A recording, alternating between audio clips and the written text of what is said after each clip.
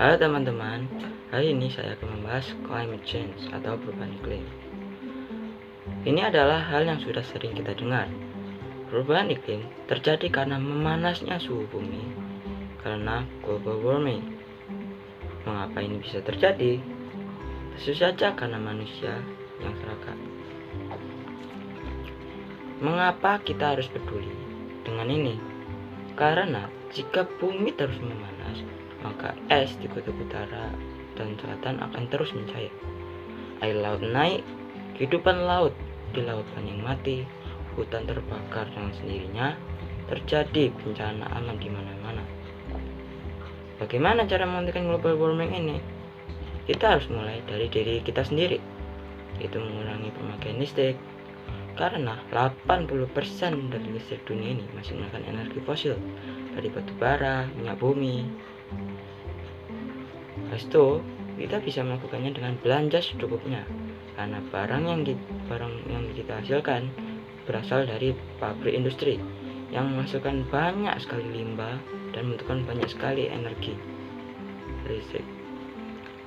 Habis itu, kita bisa melakukannya juga dengan mendaur ulang sampah yang kita hasilkan, karena hampir semua barang yang kita buang sebenarnya bisa kita daur ulang. Contohnya aluminium, kertas, kaca, plastik, karet, itu semua bisa kita daur ulang.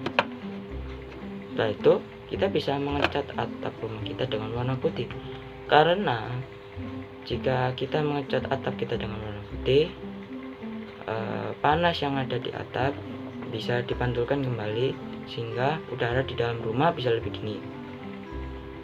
Lalu kita bisa memasang panel surya di atas rumah kita juga, menghemat air karena air harus dibersihkan terlebih dahulu sebelum dikirim ke rumah kita, dan itu membutuhkan banyak sekali energi listrik. Itu yang bisa kita lakukan secara individu.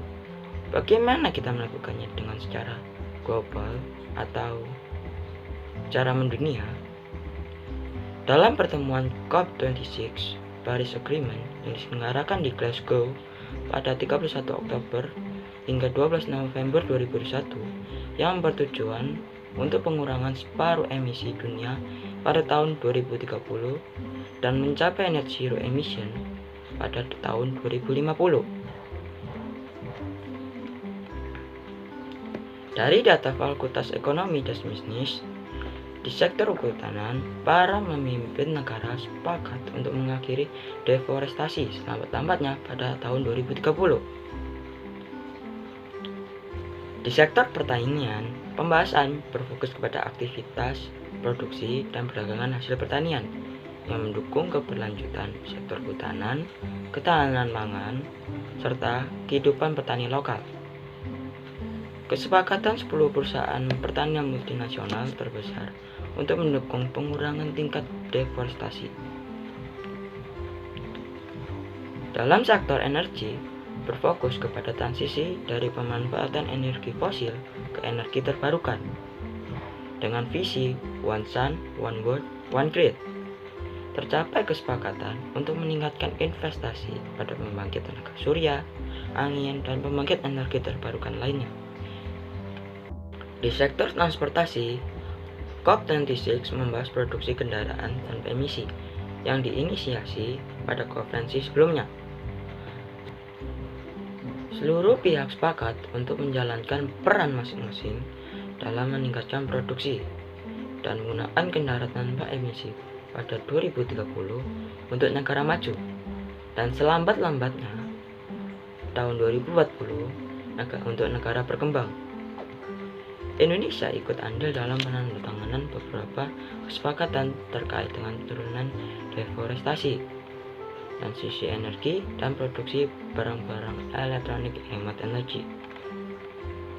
Presiden Jokowi bersama lebih dari 100 pemimpin dunia lainnya untuk mencapai nol deforestasi pada tahun 2030.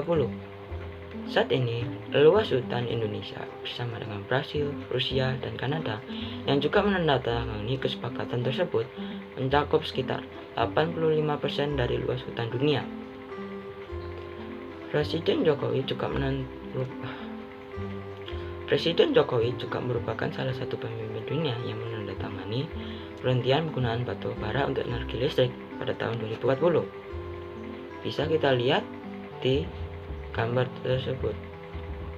Sambil menunggu, kita harus melakukan tugas kita terlebih dahulu dengan menggunakan listrik secukupnya, menghemat air, dan lain-lainnya, dan menggunakan kendaraan umum. Itu yang bisa kita lakukan sambil menunggu pemerintah untuk melakukannya. Sekian, terima kasih sudah menonton video ini. Bye.